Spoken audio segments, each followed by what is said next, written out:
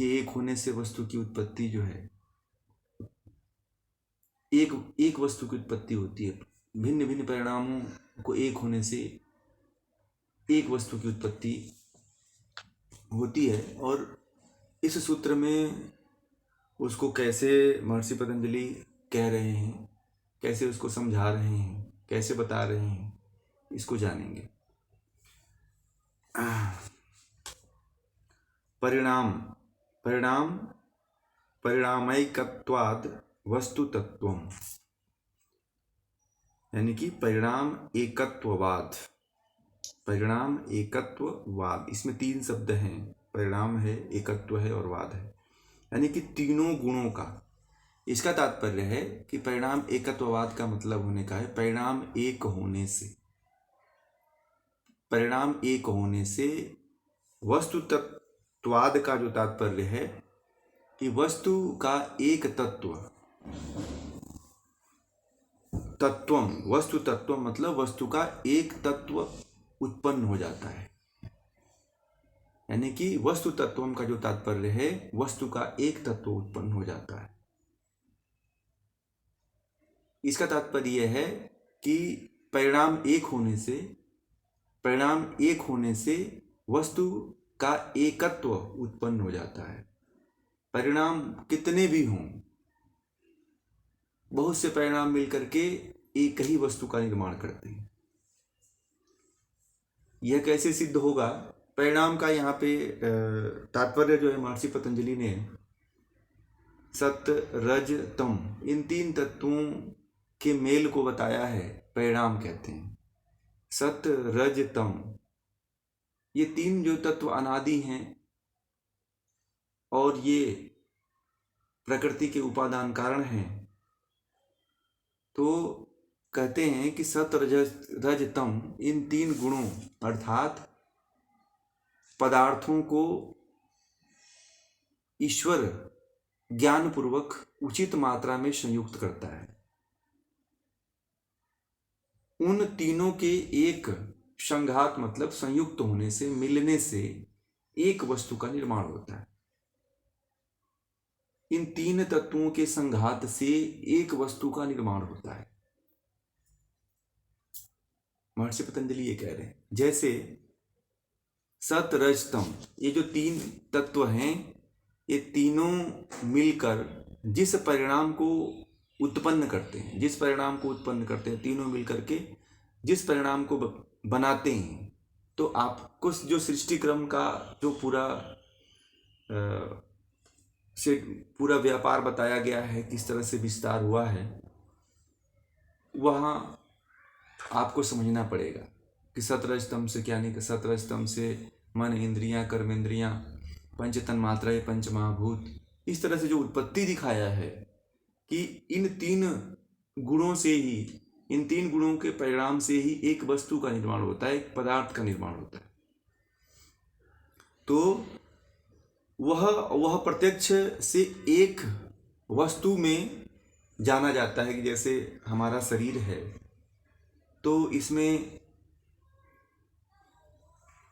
बुद्धि से लेकर के, महत्त्व से लेकर के, अहंकार से लेकर के, इन तीन गुणों के सम्मिलन से लेकर के मन, इंद्रियां, कर्मेंद्रियां, पंच तन्मात्राएं, पंच महाभूत, और ये एक वस्तु, सबके मेल से एक वस्तु जो दिखाई दे रही है, जो शरीर जो हमारा दिखाई दे रहा है, प्रत्यक्ष रूप में जाना जाता है, यह एक शरीर कहा जाता है।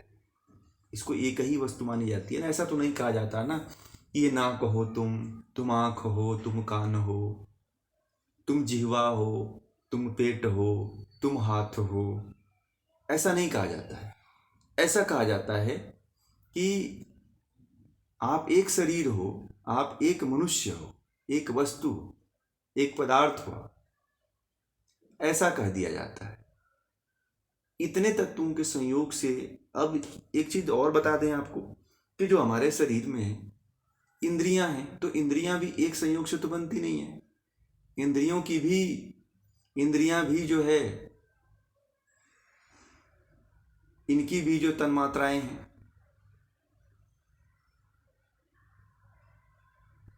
है ना। आंख की तन्मात्रा जो है रूप है, जल की तन्मात्रा रस है, आकाश का तन्मात्रा शब्द है। तो इनसे इनका निर्माण होता है। यहां से इनको जानते हैं, यहां से इनको पहचानते हैं। तो ये सारा सब कुछ मिलकर के, दो तत्व मिलकर के, जल रस मिलकर के जल तत्व का निर्माण हो जाता है। पृथ्वी जल अग्नि वायु आकाश तत्वों का जैसे पूरा निर्माण होता है, उसी तरह इनमें जो इनकी जो तन्मात्राएं हैं वह उसमें मिली हुई है, तब जाकर के आँख बनता है। आँख में रूप है, इसलिए आँख से हम देख पाते हैं। एक वस्तु से कोई भी वस्तु का निर्माण नहीं होता। हर वस्तु जो है किसी न किसी के संघात रूप से बनी है। जब हमारी शरीर ही कई तत्वों के मेल से बनी हुई है, तो पृथ्वी पे जितने भी पदार्थ होते हैं, जितने भी वस्तुएं हैं, जितने भी पेड़ पौधे पहाड़ जंगल जमीन, जितने भी सब हैं आपको दिखाई दे रहे हैं आपकी आंखों से प्रत्यक्ष रूप से, वो सभी वस्तु और पदार्थ जो है कई वस्तुओं के संघात से मिले हुए हैं, यानी कि कई वस्तुओं के मेल से मिले हुए हैं।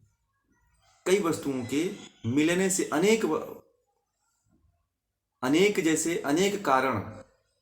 अनेक कारण अवयवों के मिलने से जो है एक संघात वस्तु का निर्माण होता है। यानी कि मिलन, संघात का मिलन हो जाता है और एक वस्तु एकत्व का यहाँ पे परिचय होता है। और उस वस्तु को एक ही कहा जाता है। जैसे मान लीजिए कि गाय है, एक गाय एक गड़ा, तो एक गाय जो है, गाय तो एक ही है, एक घड़ा तो एक ही है, परंतु वह उसमें उसको बनने में कितने तत्वों की आवश्यकता पड़ी होगी।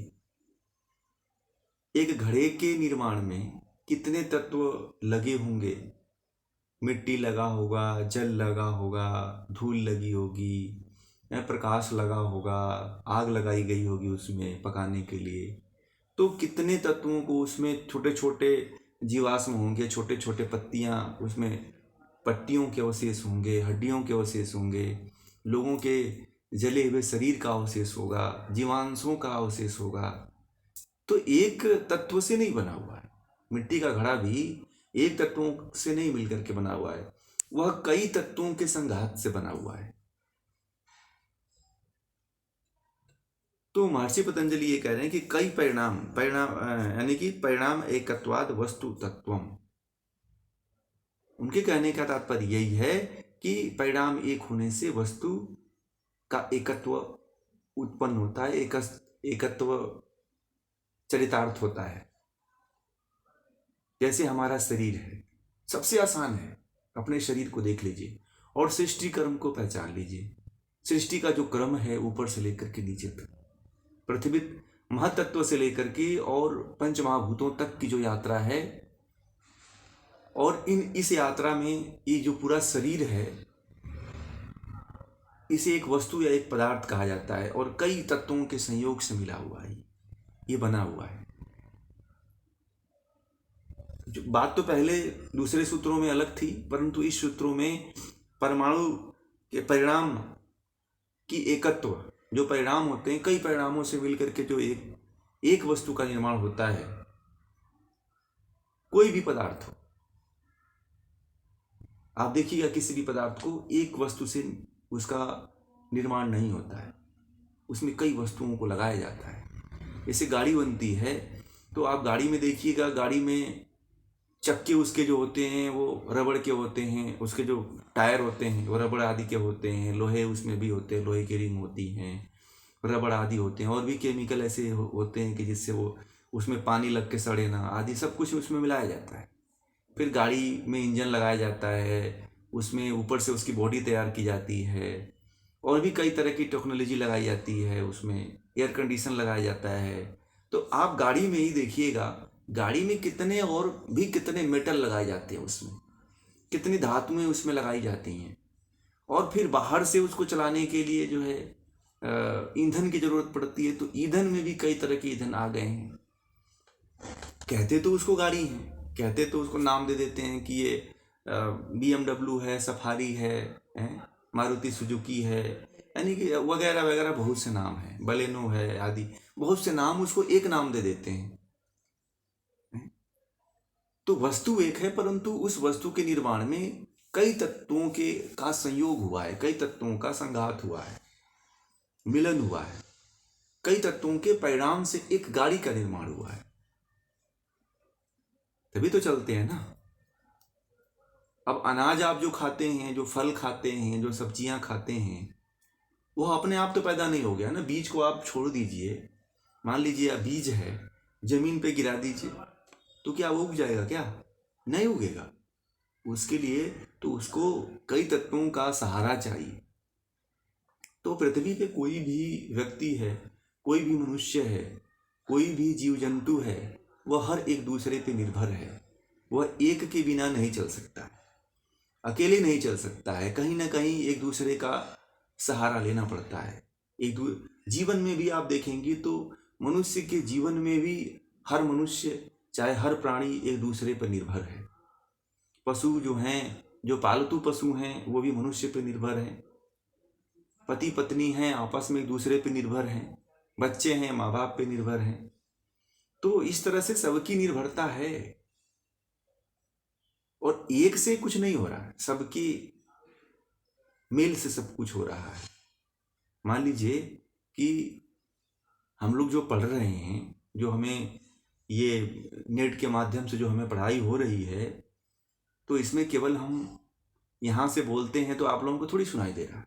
इसके पीछे कितनी टेक्नोलॉजी लगी होगी, कितने उपग्रह लगे होंगे, कितने इस पे जो जूम टीम है वो कार्य कर रही होगी, वहाँ से इसको मैनेज कर रही होगी कि जो लोग मीटिंग करें तो उनको अच्छी क्वालिटी दिखे, आवाज़ की क्वालिटी अच्छी लगे, चित्र अच्छा आए, लोग आमने सामने दिखें। तो इसमें हम ही नहीं है, हम तो केवल एज ए आप लोगों के सामने एक बताने वाले मार्ग हैं, ऋषियों के बताने वाले एक कहिए साधक हैं। परंतु जो इसके पीछे मैं भी नहीं लगा हूं, इसके पीछे बहुत लोगों का सहयोग है, तब जाकर के ये योग दर्शन का सत्र हो पा रहा है। नहीं तो नहीं हो पाता ना। दूर बैठे आप कहाँ कहाँ पे लोग हैं, कहाँ घर में बैठे हुए हैं, कोई खेत में है, कोई गाड़ी में है, कोई अपना अपना कार्य करते हुए इसको ज्वाइन कर रहा है। तो कि सभी लोगों के संयोग से एक कार्य हो रहा है कि जूम मीटिंग चल रही है, जूम क्लासेस चल रही हैं, गूगल मीट की क्लासेस चल रही हैं। तो इसमें जूम टीम लगी होगी, जो मैनेज कर रही होगी दूर से, वहाँ से जिसका हेड ऑफिस होगा इसका, और वहाँ से ये लोग इस चीज़ को मैनेज कर रहे होंगे कि चलो देखते हैं इसमें क्या समस्या तो कोई नहीं आ रही है। अब आप देखिएगा कि जब मैं एक बार रेडियो में गया था, तो वहाँ पे जो प्रसारण होता है, उस प्रसारण को चलाने के लिए भारत सरकार बहुत सी इंजीनियरों को इकट्ठा करके उस ऑफिस में बैठा रखा है कि कहीं से रेडियो का जो संचालन होता है, कहीं उसका FM आदि जो शॉर्टवेव मीडियम वेव है वो कहीं बाधित न हो। तो भारत सरकार लाखों रुपए खर्च कर रही है उस पर, तब जाकर के कोई रेडियो से सुन पाता। अब तो कोई रेडियो सुनता ही नहीं है। ऐसे ही ये जो जूम कंपनियां हैं, वो भी कर्मचारी लगा रखा है इसको चलाने के लिए, वो भी पैसा पे कर रही है। एक के सहयोग से ये नहीं हो रहा है, कई के सहयोग से ये काम हो रहा है। वैसे ही कह रहे हैं कि कई परिणामों से मिलकर के एक वस्तु बनती है। ये तो उदाहरण बताया मैंने, ठीक है, मैंने एक केवल आप लोगों को उदाहरण बताया।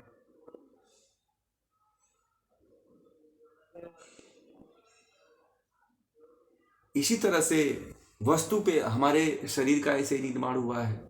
तो बस केवल कहने का तात्पर्य यह है कि कई वस्तुओं के, यानी कि ये तीनों गुण हैं, तीनों गुणों से ही हमारे शरीर का निर्माण होता है, और इसको एक हम कह देते हैं। परिणाम एक ही माना जाता है। कई तीनों गुणों के संयोग से, 17 स्तंभ के संयोग से हमारी शरीर बनी हुई है।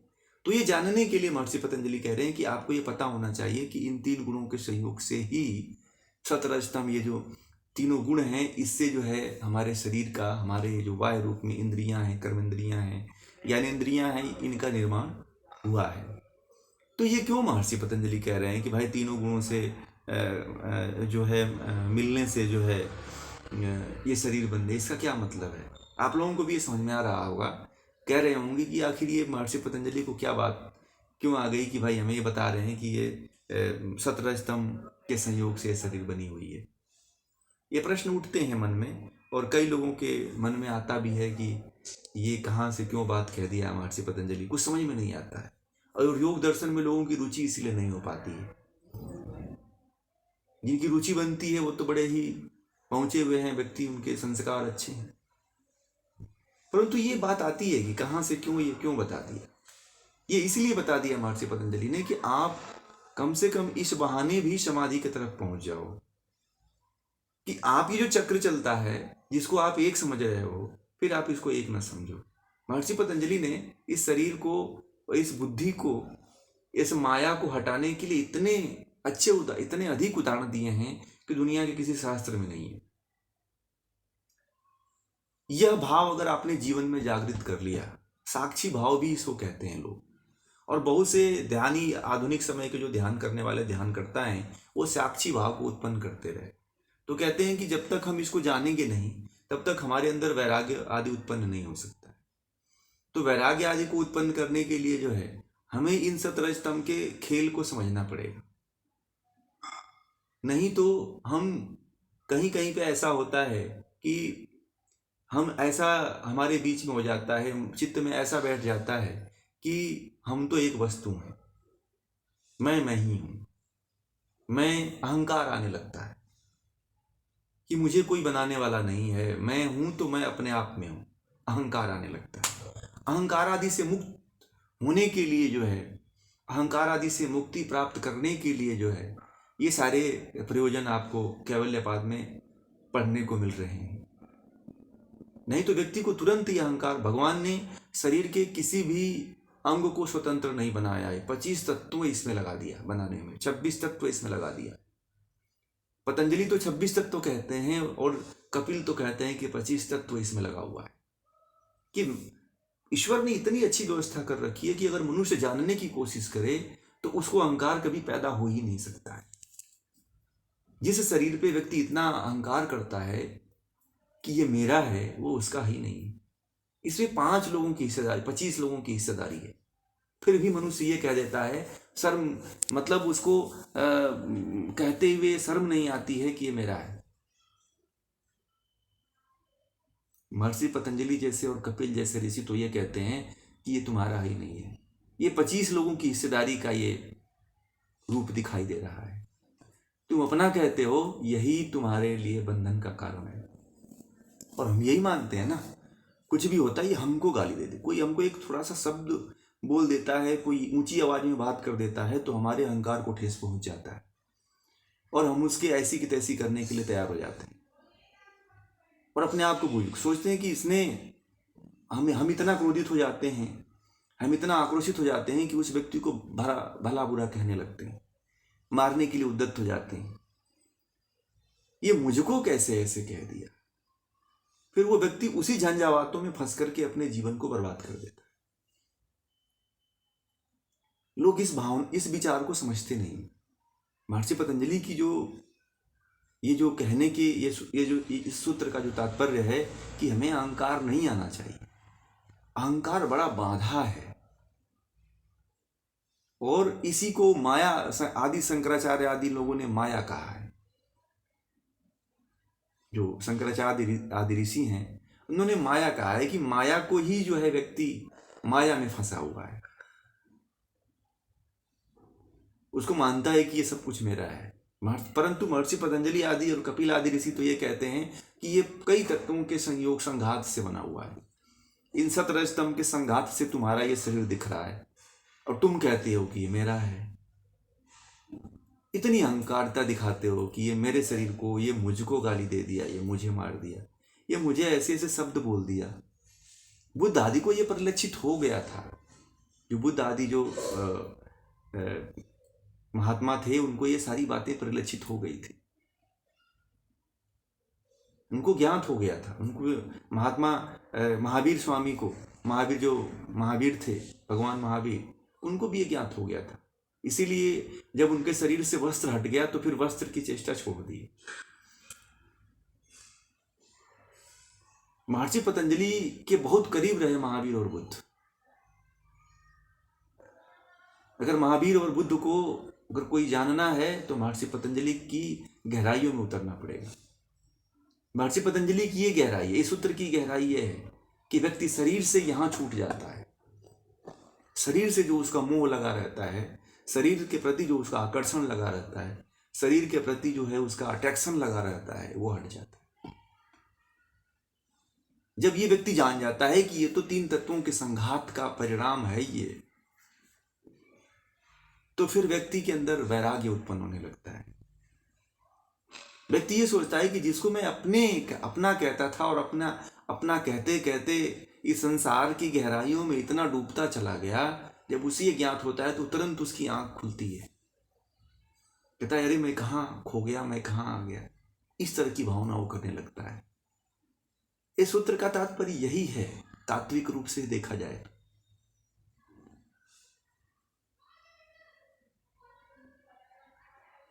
और हम और आप जो है इसी झंझावात में फंसे हुए हैं कि अरे ये मेरा शरीर है, ये मेरे कार्य हैं, ये मेरी बातें हैं, ये मेरा घर है, ये मेरे पैसे हैं, ये मेरी गाड़ी है। आप ही के नहीं हो, आप अपने ही नहीं हो, और आप में जो भी ये चीज दिखाई देता है वो आपका है ही नहीं। जिसको आप हाथ कहते हो वो भी आपका हाथ नहीं है। जिसको आप अपनी आंख कहते हो वो भी आपकी अपनी आंख नहीं है। जिसको आप कहते हो कि मेरी ये स्मार्टनेस मेरी शरीर है, ये भी आपकी शरीर नहीं।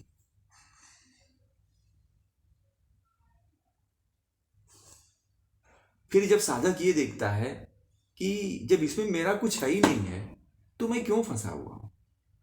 आप लोगों के अंदर ये प्रश्न आना चाहिए कि जब मेरा इसमें कुछ है ही नहीं है तो मैं क्यों फंसा हुआ हूं।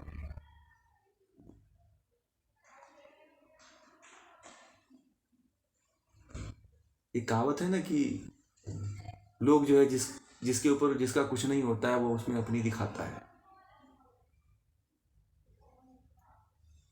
जिसका कुछ है ही नहीं है वही व्यक्ति अपनी ज्यादा जताता है कि ये मेरा है। और हम इसी झंझावातों में फंसे हुए हैं, इसी अज्ञानता में फंसे हुए हैं। और इस अज्ञानता को लेकर के जन्म जन्म बीत जाता है। इसी संस्कार को लेकर के हम उत्पन्न होते हैं और इसी संस्कार को लेकर मर जाते हैं। फिर भी नहीं ज्ञात हो पाता है कि ये तीन तत्वों का संघात है, तीन तत्वों का मिलन है। इनको कब तक लेकर ढोते रहेंगे। जिस दिन व्यक्ति इस बात को अपने चेतना में समाहित कर लेता है, उस दिन वह व्यक्ति आत्म साक्षात्कार के करीब चला जाता है। और यहां तक कि बहुत से महापुरुषों ने, बहुत से योगियों ने इस का साक्षात्कार किया हुआ है। फिर उनको इससे शरीर का मोह नहीं रहता है। शरीर मृत्यु भी आती है तो उनको कोई ज्यादा परवाह नहीं रहती। वो ये कहते हैं कि ये तो शरीर है, जिसकी थी उसके पास चली गई, मेरी तो थी नहीं, मुझे तो किराए के रूप में मिला था। एक बड़ा ही प्रचलित गाना है कि जिंदगी एक किराए का घर है। बहुत सुनते हुए आपने, बसों में ऑटो वाले ड्राइवर सब चलाते रहते हैं पर उनको कुछ पता नहीं होता है। ऑटो वाले मतलब बखूबी इसको लगाएंगे और उनको केवल वो म्यूजिक और धुन सुनते रहते हैं, परंतु इनको किसी से पूछिए कि इसका क्या मतलब है तो उनको पता नहीं होता। ये आप भी सुनते हो, हम भी सुनते हैं। और यही बात महर्षि पतंजलि कहते हैं, आप भी सुन रहे हैं, हम भी सुन रहे हैं इस चीज को, परंतु इसकी गहराइयों में नहीं गए हैं अभी हम। इसका कभी अनुभूति नहीं हुई है हमें, और इसीलिए हम इसमें फंसते चले जाते हैं। इसलिए इसमें से हम कभी निकल नहीं पाते हैं, क्योंकि ये हमें जानना पड़ेगा, हमें मानना पड़ेगा कि ये तीन तत्वों के संघात का सब खेल है। और इस खेल को हम अपना समझ लेते हैं, तो छोड़िए इस खेल को। इसका तात्पर्य यही है। फिर हम आगे चलते हैं। इसमें जो 13वां सूत्र है, 15वें सूत्र